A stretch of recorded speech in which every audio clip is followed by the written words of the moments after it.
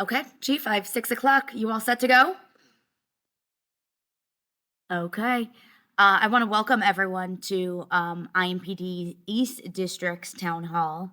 This is our second to last Town Hall. We've been doing these in every district that IMPD serves. My name's Alexa Boylan. I am the Chief Communication Officer for IMPD. A few ground rules before I turn it over to Chief.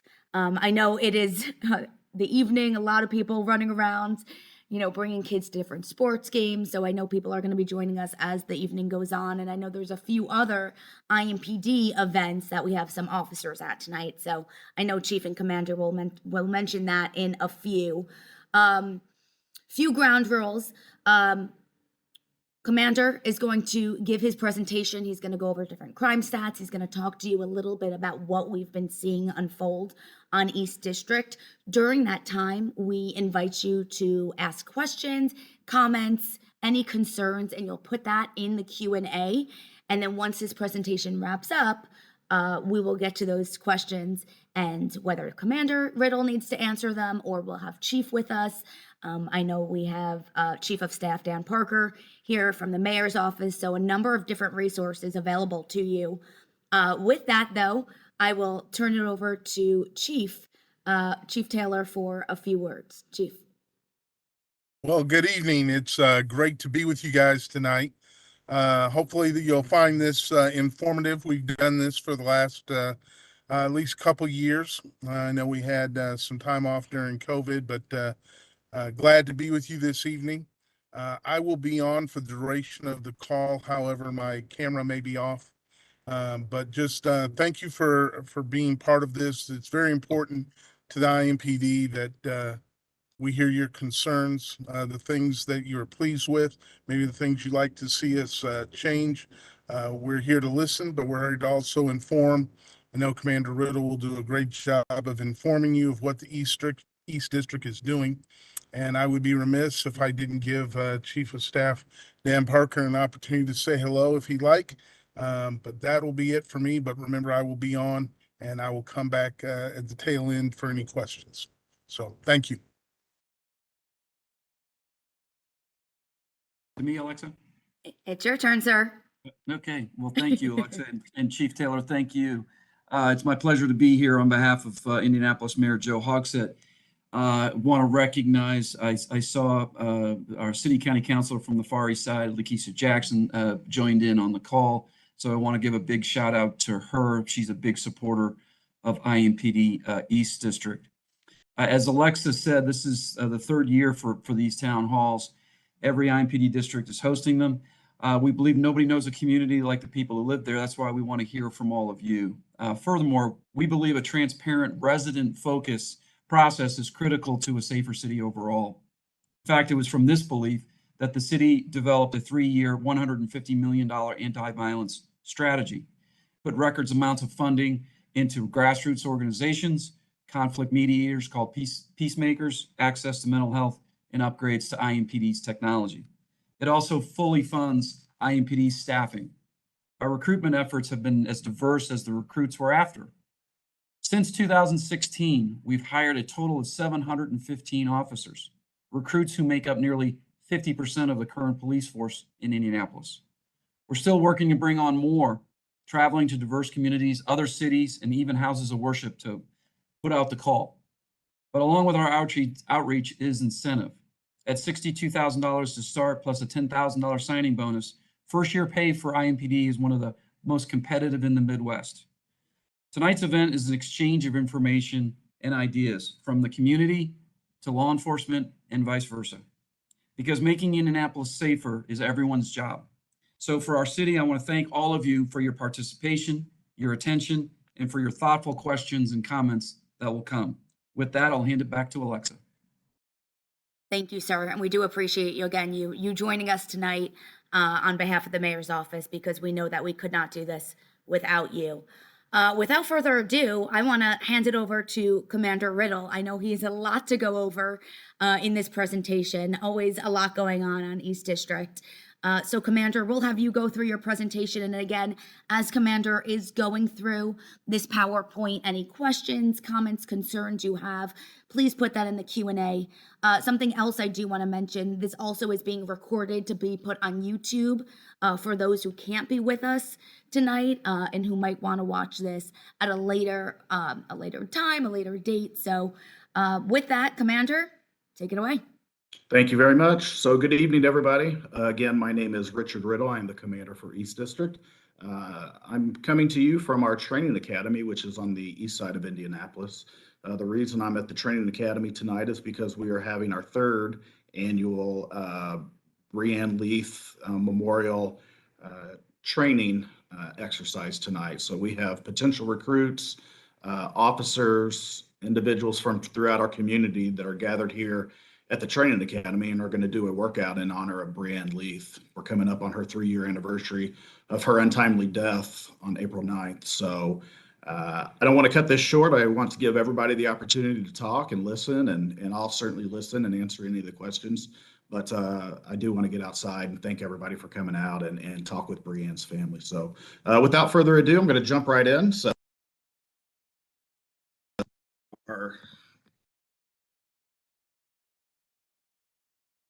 tried to get my PowerPoint to work. So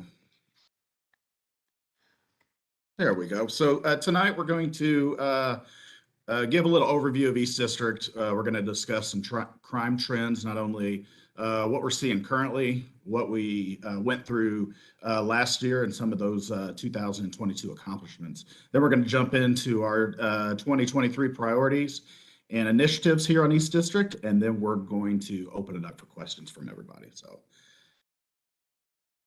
what you see here is a representation of the East District within IMPD. As you can see in the, I'll say the left-hand side where you see the ED11 and the ED12, that is our westernmost beats on East District, and those bump up right against downtown on the east side of the interstate that transverses through the middle of our city.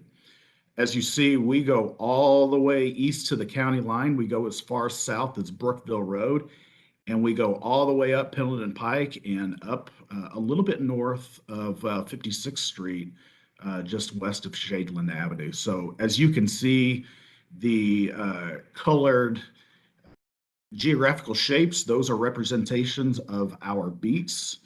So we have a very, very large area with a large population here on East District. I've been told that it is probably the 4th most populous area in our state. And it's a very large district, and we're very, very happy to serve those that live in our service district. So I just want to give a real quick overview of how our patrol officers are distributed throughout the district. You can see we have 47 officers that are assigned on day shift, 54 on middle shift. We're a little down right now on our late shift. We only have 45 officers. We're looking to boost those numbers when our next recruit class comes out. We have 13 detectives that do a variety of investigations, from thefts to burglaries, to some strong arm robberies, and just a hodgepodge of other crimes that occur on East District. Our neighborhood impact section, which is made up of our community resource unit, our violence reduction team, and our violent crime task force. We have 14 patrol officers that are dedicated to that. I'll jump into what they do a little bit later. And that brings our total patrol officer numbers to 173 patrol officers. It's no secret that we are down a little bit in our manpower allocation, or our staffing allocation, I should say. And we're making a big push to get our numbers up and going out and recruit. So it's a good time to mention that if you know anybody that is interested in a career in law enforcement, we would certainly appreciate that referral to IMPD. We offer a very competitive package in comparison to other agencies throughout central Indiana. And we'd like to think that we can find a home for anybody that wants to get into the profession of policing. So we appreciate that. I have 25 supervisors that work on the district, and I have 9 professional staff that are assigned to the district. Those 9 professional staff encompass what we would traditionally call a civilian employee, that is a non-sworn police officer operating in an admin or a report-taking function there at East District. So what are we looking at right now as far as crime trends across East District? So our homicides and our non-fatal shootings, we're trending down. Unfortunately, we've had a bad week here on East District where we've had several non-fatal shootings that has trended that number a little bit up. So like Mr. Parker said from the mayor's office, we believe in transparency. So the numbers that I'm going to show you here will tell you exactly what we are looking at and what we as commanders look at to figure out where our crime is going. Aggravated assaults are down. We differentiate here at the district level between a non-fatal shooting and what's called an aggravated assault. So a non-fatal shooting obviously is a shooting in which a person is struck by a bullet, but they did not die. Whereas an aggravated assault could be me hitting someone with a bottle or a rock or using a knife or some type of pointed object in order to inflict that assault or that injury. So robberies are slightly trending up. That's something that we are growing concerned about. Obviously, robbery is a violent crime, and it tends to become more violent the more individuals who are committing those offenses get away with it. So we really take a hard look at robberies, where those are occurring, whether those are street robberies or home invasion robberies or a business robbery. So that's definitely something that we are seeing trending slightly up. The good thing is burglaries and property crimes are all trending downward. What that tells me is that our officers are getting out and patrolling their neighborhoods, trying to do their best to make a presence known and hopefully stopping or deterring an individual from committing a property crime that unfortunately citizens in our city are facing more than the violent crime that we traditionally talk about. So, excuse me while I take a drink of water. So transparency, this is full transparency by East District and IMPD. This is our we use these as preliminary information. So these are the preliminary crimes that we have seen on East District. So what we look at is where are we trending on a 7-day scale? Where are we trending at month by month? And then where are we trending overall as a district? So as you can see, we're trending downward in homicides. We have had 2 less than we did last year. We're trending down in rape and sexual battery, whereas robbery, like I just discussed, is trending upward. Our aggravated assaults are trending downward, and then you can see from there. So unfortunately, we've seen a slight rise in crime, violent crime, certainly something that we are concerned about, and we're trying to figure out exactly pinpointing where that is, who those individuals are, and why they're committing those offenses. And then when you go downward into the property crime area, we can see for the most part, besides the vehicle theft and the arson, we are trending downward significantly in property crime. So overall, when you take those two, the violent crime and the property crime into account, we're trending downward of 2.6%. But again, we don't rest our laurels on these numbers. We really look at a whole encompassing vantage point of success within IMPD. Crime numbers are just one thing. Obviously, we talk about quality of life. We talk about, do our neighbors feel safe in their neighborhoods? Do they feel safe sitting out on their porch? Do they feel safe allowing their kids to play outside? So that's certainly something that runs in the back of our mind, and that's why we really push our officers to get out and meet their neighbors, get out and meet individuals in the neighborhood, and also our community resource unit get out into the neighborhoods and figure out what they're seeing, what they're hearing, and then get that information back to me and my supervisor team so we can then adjust course and get officers deployed in those areas. So, what did we see last year in 2022? We actually had a very good year as far as crime data is concerned once everything was wrapped up and we got things properly classified.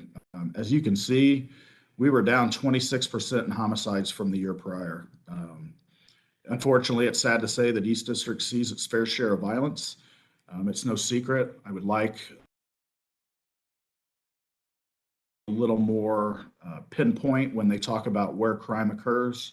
I think it's very easy to say it occurs on the east side, and that's just not necessarily true. But I am very, very proud that our violent crime strategy across the city has shown a trending downward in homicide. So that 25.9% you see, that's 20 less individuals that were killed in East District compared to the previous year. Our aggravated assaults went down 1%. Our rape and sex offenses were down 5.6%. Like I said, last year robberies were really down 16.1%. And like I said, we're trying to figure out exactly why robberies are trending upward here on East District. So overall, violent crime is down 6.2%. You can see the crime data as far as property crimes are concerned. A little bit of an uptick in larcenies from vehicles, and property crime was down overall 3.8%, and overall crime on East District was down nearly 5% in 2022 compared to 2021. So this is a big push by the city of Indianapolis and our partners and our friends at the City County Council. I know I saw two, Councilor Ray and Councilor Jackson, joining us today. I just wanted to personally thank you and your team and your colleagues for allocating money towards IMPD to improve our technology. Obviously, technology improvements and upgrades are a big piece of what we're trying to do within IMPD. We are trying to increase the number of cameras out in our neighborhoods. We're trying to increase the number of flock cameras and other technology in our neighborhoods to be the eyes and the ears out there for us when our officers are busy doing other things. So our goal is to have 12 to 13 trailer cameras in our fleet by this summer. In the top right picture, you can see what a trailer camera looks like. Those are mobile, those are deployable, and we can put those up at event sites. We can put those up in neighborhoods. We can put those up at intersections or at businesses that we're having a problem with, and we can have 24/7 audio and video coverage of those locations with those units. So that's a huge asset for us to have that technology at our hands. You will traditionally see those at events in the downtown area or out by the track, or even neighborhood-based events. So the good thing is we as commanders can request those, and they can go and they can be deployed, and we can get those eyes and ears up. I just saw a pop up, Councilor Graves. Thank you, sir, for joining us tonight. You're a big part of the technology push for East District, and I thank you for that. Citywide, we're still adding automatic license plate readers. We call them ALPRs. We'll have about 275 of those in place. Those have been a godsend for us to have. Those license plate readers feed into a system called Flock. We can put alerts, we can put hits in the Flock system, and we can get alerted to when stolen cars pass by a certain location, or when a car that was used in a crime passes by one of our cameras. That technology has helped us solve a number of crimes within the city of Indianapolis, and it's just incredible technology.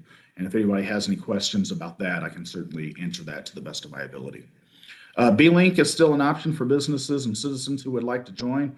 B-Link is a technology that allows a user, a business, a homeowner to opt in to the program and allow their external or internal video system to be accessed by IMPD.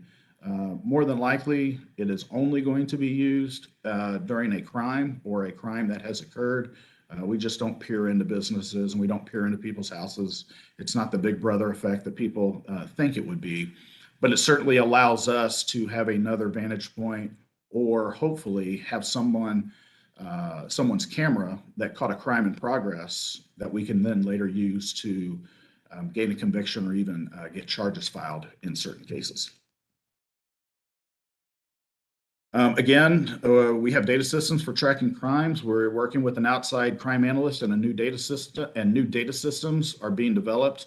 I'll give a shout out to our crime analyst team and the information that they are feeding us every day about violent crime and individuals that are committing crimes across this city.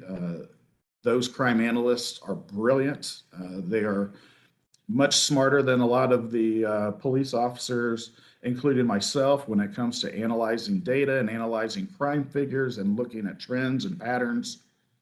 And they just do an incredible job. And again, I'd like to thank the mayor's office and the council for approving that money to allow us to augment our crime analyst staff. It has been a huge, huge help for us.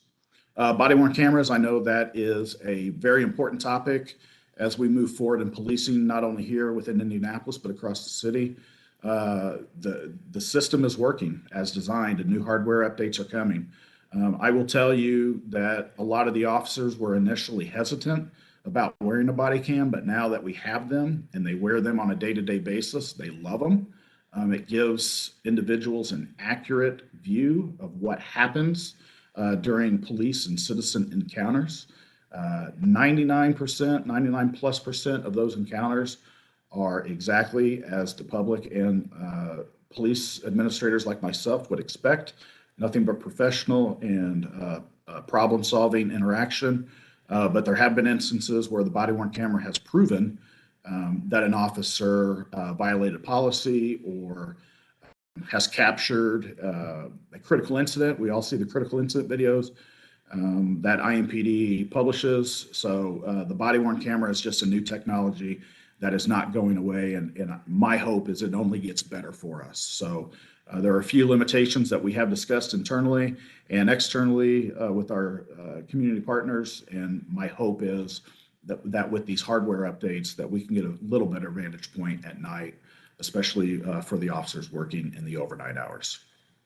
A little typo there. So new technology at East District. We've added TVs and data sources and camera monitorings across the city. All the district headquarters are very well upgraded as far as technology. For those of you that come to East District and see and participate in our meetings, you'll see new technology in our community room. That room is completely wired to be an interactive presentation room, so we can have meetings, we can stream those meetings, and then we can also stream those meetings internally throughout the department so individuals can participate from their desk or from their cars, kind of like you saw the chief in his car tonight. So again, the technology updates that we are getting on IMPD are just tremendous, and they are a huge, huge help for us. So a little crime prevention tips. We always talk about ways that we can reduce crime. We always talk about violent crime, but one of the biggest things that we see citizens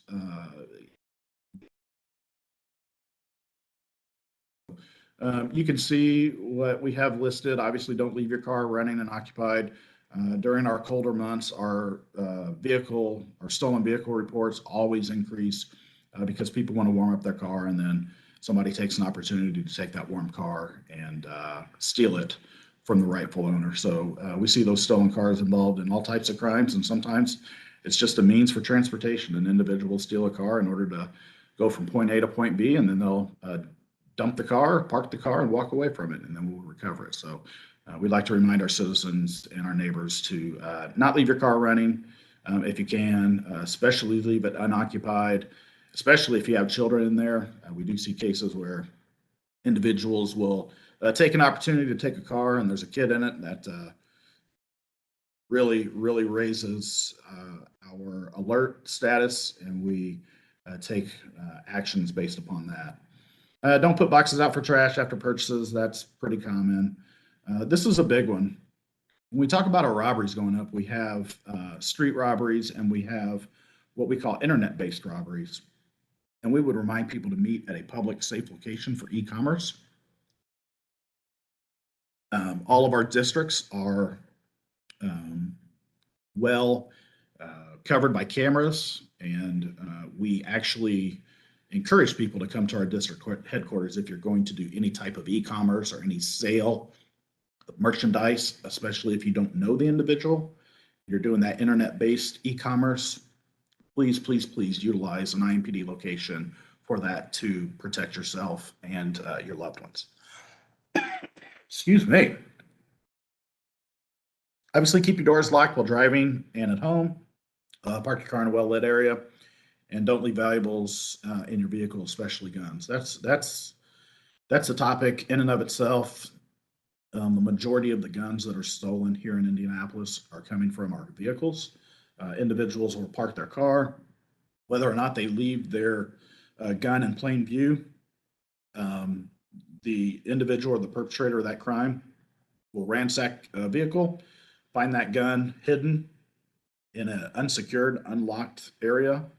And that's how some of the crime guns that we recover are getting into the hands of the criminals. They're essentially right there for their taking. And we would like to remind everybody to lock up your weapon if you're going away from your vehicle.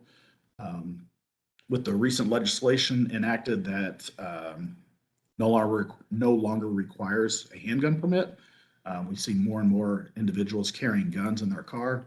So we will definitely ask individuals to lock up their guns, especially when they're not in their car. Be aware of your surroundings. That goes without saying. And last but not least, if you see something, say something. Excuse me.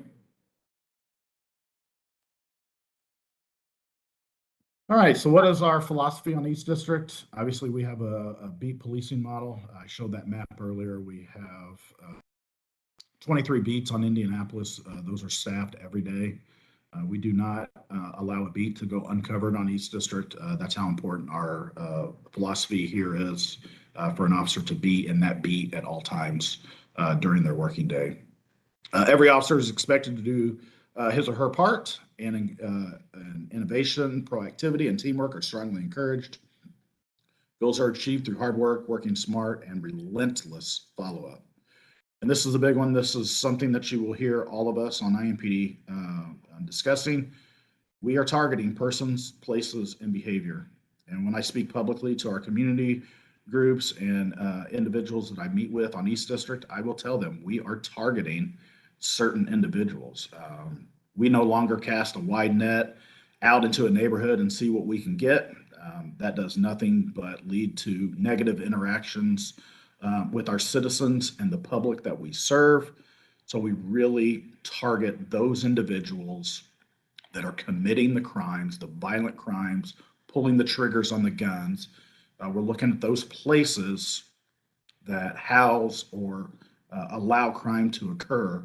And certainly we're looking at those behaviors that are indicative of violent crime and quality of life issues in our neighborhood. So you will hear me talk about targeting individuals. So please, if you need more information, I will more than happy to let you know the individuals that we are targeting, why we do that post-arrest, or excuse me, I will discuss that post-arrest and why we targeted that individual. And last but not least, community involvement is essential to our strategy here on East District. Like I discussed, persons, places, and behaviors. You can read that. We are really focusing on those individuals that are involved in serious crimes on our district. We do a lot of targeted gun violence approaches towards individuals, those that are illegally possessing, and I really want to emphasize illegally possessing weapons in our community, those individuals that are convicted felons one time or maybe even 3 times over, that are prohibited by state and federal law of carrying a firearm in our communities. And then obviously the places and behaviors that I discussed earlier.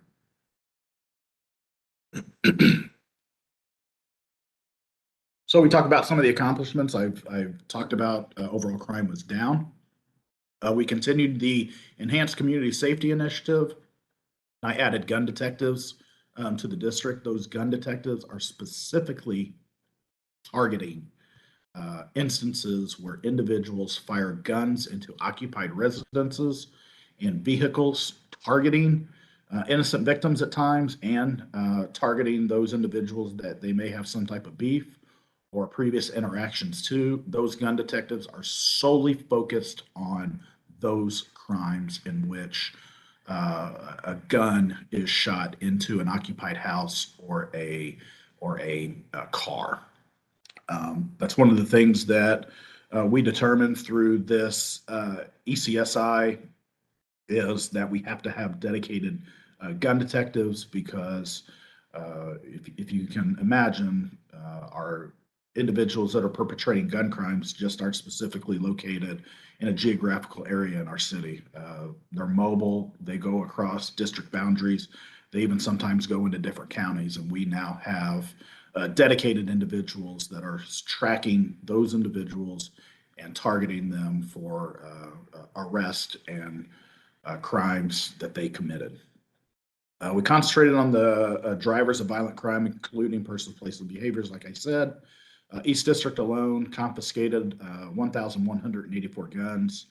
Unfortunately, we led the charge as far as gun seizures last year. So, unfortunately, when you seize guns, you have more violence. And hopefully, by seizing more illegal guns, and I want to emphasize illegal guns, we can continue to drive that gun violence down here on East District and across the city. Obviously, we arrested numerous shooting suspects and violent perpetrators. We continued our community outreach.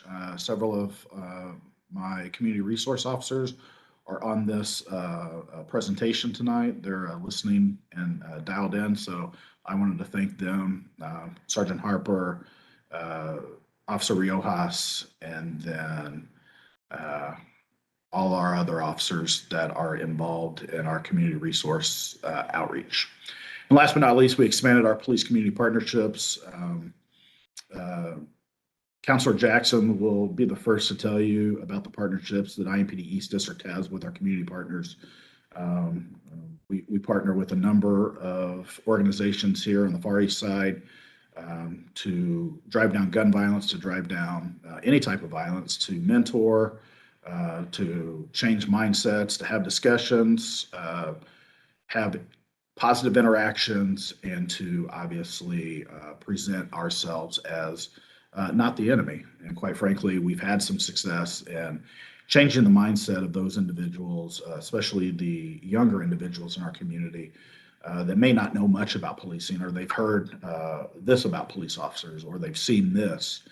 We try to bring that human side to our outreach efforts and have those positive interactions, like I said. So, Counselor Jackson, thank you for your work on the Far East Side and your partnership with IMPD. Just a little bit of the stuff that we target. Like I said, we target guns, we target drugs. Drugs are usually associated with guns, and drugs and guns are usually associated with crime. So there's a triangle effect, if you will, with drugs, guns, and crime. And that's what we target. Obviously, the individuals that are carrying the drugs, dealing the drugs, possessing the drugs in our community are usually well equipped with firearms to protect themselves, to protect their territory, and to target rival dealers and rivals that they have come across. So this is just some of the work that our officers did. Our patrol officers that are out patrolling every day do a phenomenal job of their proactive work, and our proactive teams just do an amazing job of following up on instances of crime, the follow-up work that goes into that, information that comes from our gun detectives, information that comes from the Indiana Crime Guns Task Force, and just all the information that we need to follow up on to make our community safer is carried out here on East District on a daily basis. One of the things that I would be remiss that if we did not discuss it, is naloxone. We obviously have a drug problem in our community. 2022 was another deadly year for overdoses. Unfortunately, there were over 800 overdose deaths in Marion County alone.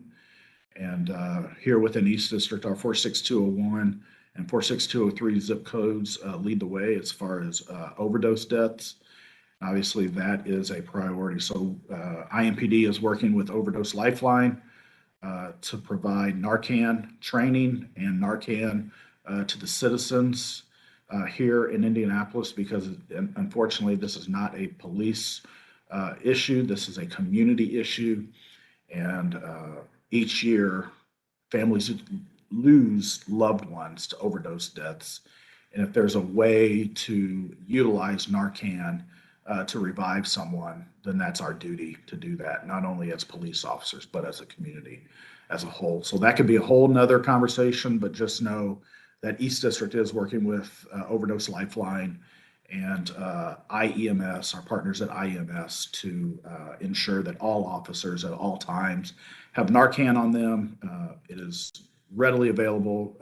Unfortunately, we do use it on a weekly basis to revive those individuals that are suffering from an overdose, and we probably save more lives than we know.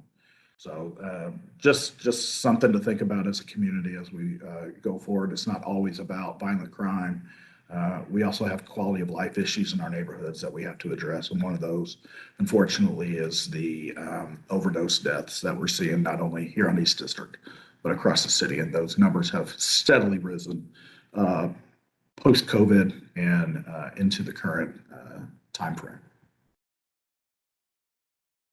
So what are our priorities for 2023? Once again, reduce homicides and non-fatal shootings. You are going to hear that from the top down, not only within IMPD, but within the city of Indianapolis. There are a number of city agencies that are working to reduce homicides and non-fatal shootings. I saw him on here earlier, but I want to give a shout out to Tony Lopez from the Office of Public Health and Safety. He's been an incredible partner, not only to me personally here in East District, but across our city in working with youths and other individuals that are involved in crime.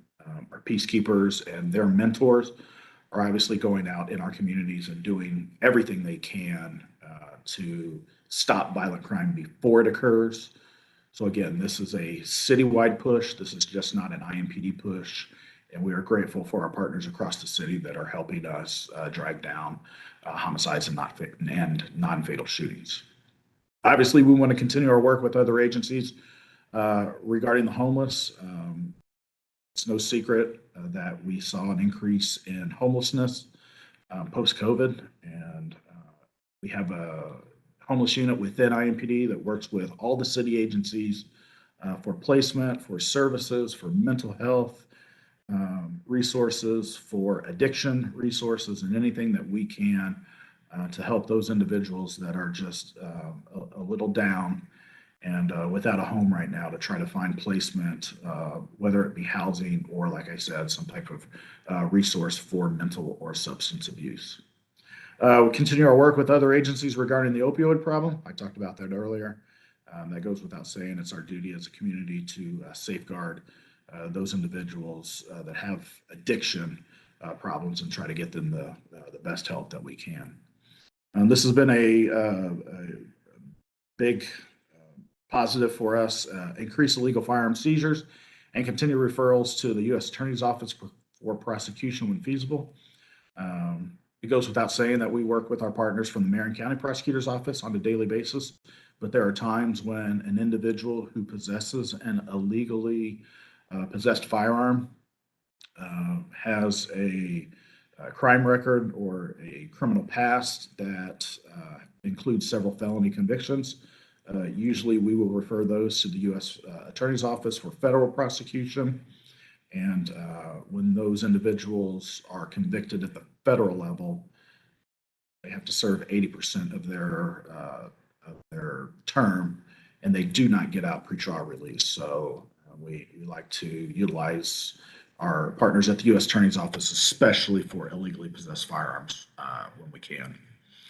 We want to continue to foster the strong community relationships. It goes without saying that the community and our relationship with them is only one piece of the success, but it's the most important piece of our success. We have those good interactions with our communities. We hear more, we get more tips, the community has more confidence in us, we get more accomplished, and ultimately our hope is the citizens feel safer in their communities based upon that positive relationship that we have with them.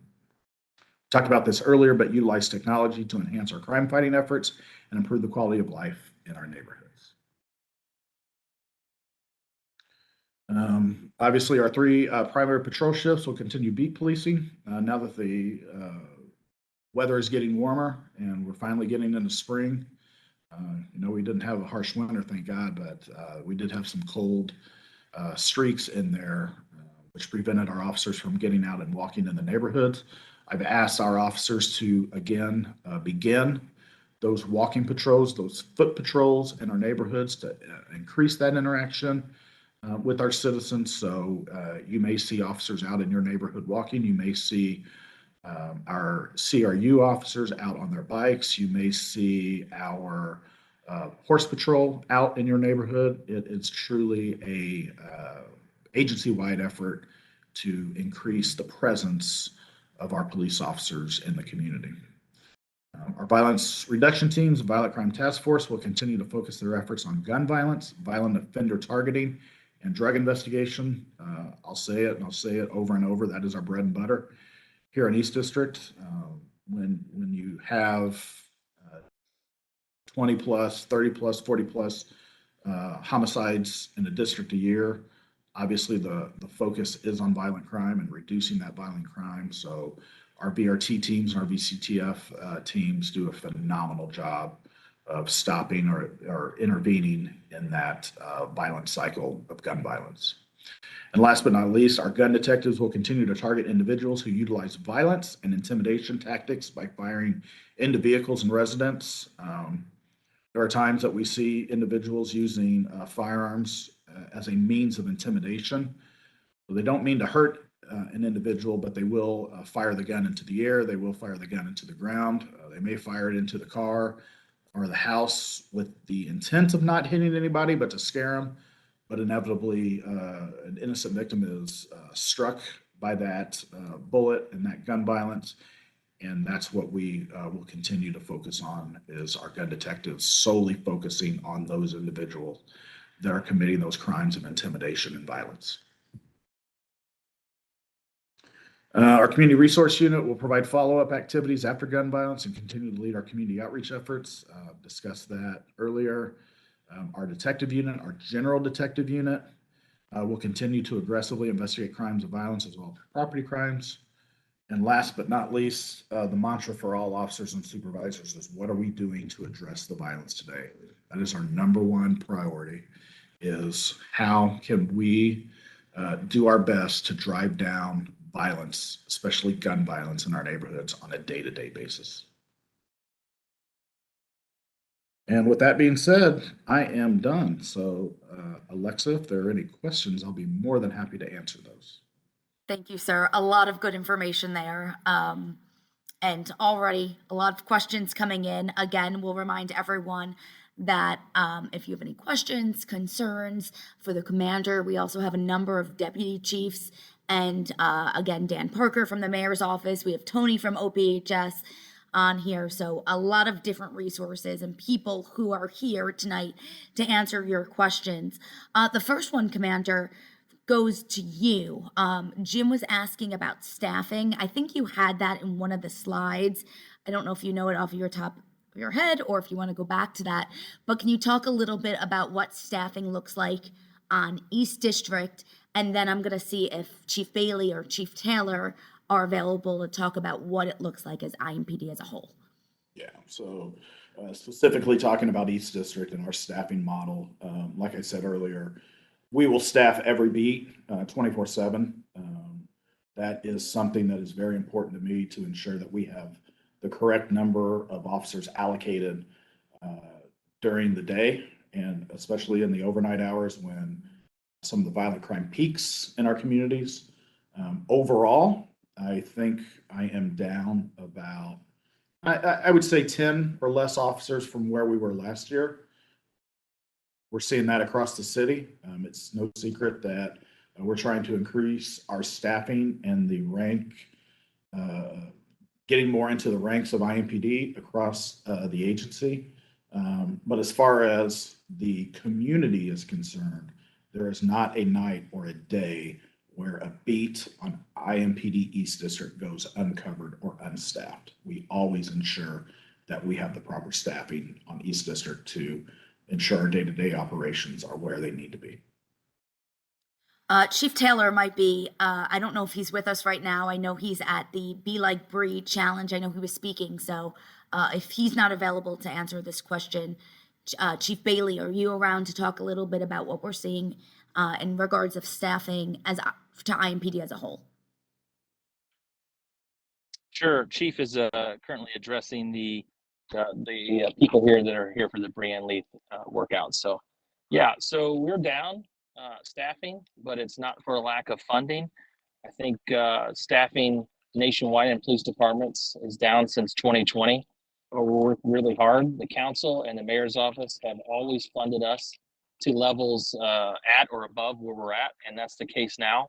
That's why it's so important that if you have people that are between the ages of 21 and 40 who want a career of service, that they join us. And we're adding a class this year of recruits. We're hiring lateral officers from other police agencies, and we're offering one of the highest salaries, starting salaries in the Midwest, including a $10,000 hiring bonus. So I would encourage you and your friends to go to joinimpd.nd.gov, joinimpd.nd.gov, and find out how you can join us. We also have many positions that are not sworn that we're hiring as well. Public safety officers who help us take vehicle crashes and help us with prisoner transport, and also public assistance officers who work at our front desks and greet you with their smiling faces and take your police reports both over the phone and in person. Thank you, sir. I appreciate it. Commander, next one goes to you. I think you were briefly talking about our homeless neighbors, the different resources that we offer to them as a department. We actually have a homelessness unit. Connie was asking, are libraries considered agencies to work with, or I guess some sort of joint collaboration to work with our homeless neighbors? Do you know of anything about that? Oops, I think we have you muted. Hold on. That's my fault. I was like, that wasn't me. No, that's my fault. I apologize. No, what I was going to say is I don't know anything specifically with the library that we have a partnership with for homelessness. I'd have to refer that question to our homeless unit. Certainly, there are a number of resources in our community. Some that we don't know about, quite frankly. And so, if anybody out there has an idea or knows someone within the library or any business or a community organization group that can help us address homelessness and has those resources available, we would certainly be open to it. Yeah, somebody else is actually adding that there's, I guess, a social worker who works at one of them to help those in need, to help and assist individuals. So that's certainly good to know. So in the meantime, we'll keep asking people for their questions. If you have questions, concerns, again, we have not only Commander Riddle here from East District, we have a number of chiefs and deputy chiefs. Chief Cummings here, she's over training. So keep those questions coming. In the meantime, sir, I want to go back to something that you did mention, which was technology. I know here in East District, a lot of residents, a lot of business owners have questions about it, are wondering if it's working, wondering if they can expect more this year. Can you go over a little bit of what we saw last year and then what they can expect in the coming months? Sure. Obviously, like we talked about, the mayor's office and the council allocated a large amount of money for technology upgrades, not only on East District, but across our city. So I would say one of the most important technologies that we have is the B-Link. It just augments our camera package that we have spread out across the city, and that B-Link option for businesses and homeowners is something that we are trying to increase.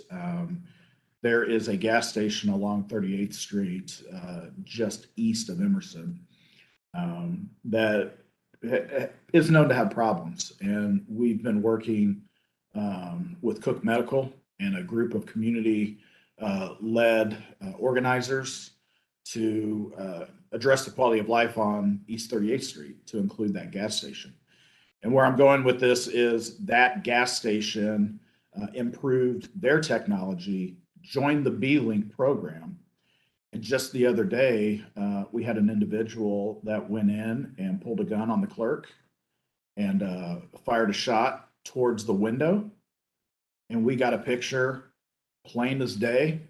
That picture went out internally within IMPD, and that individual was placed under arrest the next day when he returned to the gas station. So I want to stop you for 1 minute because I think when we have these conversations about B-Link, I think it's really important to discuss what it is. I think here at IMPD, we often talk about B-Link, but for those living in the community who might not own a business, they might not know what B-Link is. Can you explain what this private-public partnership is? And it's through Indy Public Safety Foundation, right? that is correct. So I briefly touched on it, so I'll do a little deeper dive. So the B-Link is an opportunity for businesses and homeowners to allow IMPD to utilize a privately owned camera that is affixed to the external of a residence or of a business, and they allow us to have access to that video when something suspicious happens, when a crime occurs. And it's a partnership that we are trying to develop to have more eyes in place, to be a virtual beat partner, if you will, of IMPD, to allow us to utilize technology that we don't own but may be available to us, to allow us to better do our jobs, and as a look and a feel of safety for a particular neighborhood or a business. So a homeowner or a business can go onto the website. I don't have it off the top of my head. I know we can post it. It's in the But I chat think it's already. perfect. You're on top of it, so thank you for that. They can go and they can sign up, and they can tell us that, hey, we can utilize any video that their home system may have captured if, and that's the big if it captures a crime in progress or some type of suspicious activity that may be helpful to our criminal investigations. If somebody's watching this right now and they're a business owner on the east side saying, wait, this sounds like something I'm interested in, but I don't want to give IMPD full access to all of my video. It's not like that, right? Can you clarify? I mean, it's only if a crime occurs. That's absolutely correct. So it's not a big brother. We're not watching 24/7. We don't have some dubious way to tap into video to monitor locations that are inaccessible to the public. This is simply a partnership that allows a business or a homeowner to say, IMPD, you and I are partners. I would like to share my video with you. And if there's anything that I capture that I feel is suspicious, or if we have that sign up and that individual or that business saying, we will allow you to access our video if a crime occurs, it just makes our job that much easier for our detectives. And that little piece of footage may be the key that solves some crime that we may not know about. It's as simple as, hey, the individuals ran south on this street. My camera captured them running through my front yard, and it got a very clear view of the perpetrator's face. That is something that a lot of times we are missing in our investigation. And what we're trying to do is hopefully that partnership will increase our solvability rate and our ability to solve those crimes for our community. Again, I want to point out Chief Bailey did include the website in the chat if anybody's interested in finding out more. Again, not just for businesses, but for homeowners as well. Chief Bailey, I want to ask next question to you. While we're talking about technology and how it has helped us solve crimes. Chris just asked about the drone technology, which I know IMPD News not too long ago posted showing basically still photos from our drones, and it's helped us solve that crime. Chief Bailey, or can you talk a little bit about how drone technology has helped our officers? We are an agency that for a long period of time had aviation support, helicopter support, but it's something that as time goes by, those things get, we move on down the road from that. So we've tried to be smarter, and we have currently 6 officers that have the ability to have a drone in their trunk, and they use it for things like missing children, missing kids, missing people. And they'll use it when people flee from officers as a way to keep both the persons and the community safe, but also our officers. So it's a program that we're utilizing, and it'll increase as we move forward. But it's also another investment that your city is making in keeping yourself and keeping you safe, and utilizing today's technology in a constitutional way. So I want to make that clear. Any piece of technology has to be used constitutionally, just like anything else that we do in our delivery of services to the citizens and residents and visitors of Indianapolis, Marion County. So we're very cognizant of that. We want to make sure we don't want to lose the tool, so we want to make sure we use the tool within the rules. But we're going to add more in the coming year to help keep our people safe and bring children and missing people back home as well. Thank you, sir. Yeah, again, just another tool that our IMPD officers now have to utilize that help them solve crimes each and every day. I know we're getting towards the end of this town hall, Commander. If somebody has any concerns, any issues, what's the best way for them to reach East District? So we have a variety of ways to reach us. There we go. Oh, look at that. Yeah, right on time. So here is the contact information for 911, non-emergency dispatch. The East District Central line is 317-327-6200. Obviously, we have the Crime Stoppers program. If individuals want to pass along information in an anonymous manner, I can assure you that that information gets to us in an anonymous manner. We have no idea at the district level who submitted that information, and we follow up on those crime tips and then send that information back to Crime Stoppers once that issue is resolved, and then they facilitate any type of payment or anything for that crime information. My email, my captain, Joe Finch, and then Lieutenant Mark Rand is in charge of our neighborhood impact unit. Our emails are listed below. I get email from the community all the time asking specific questions.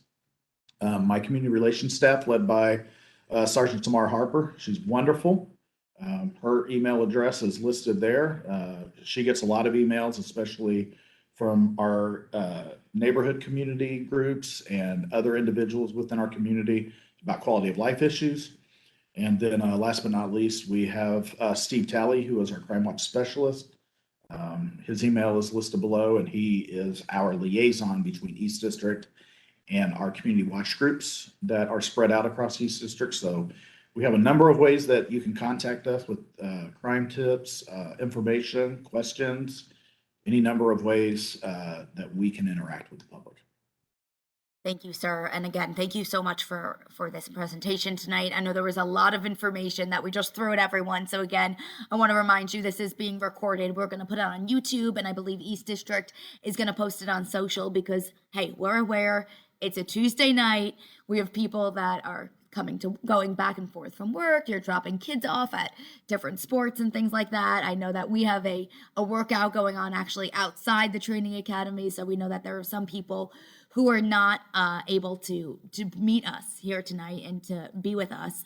And then one last reminder, our last town hall, that's actually going to be with North District.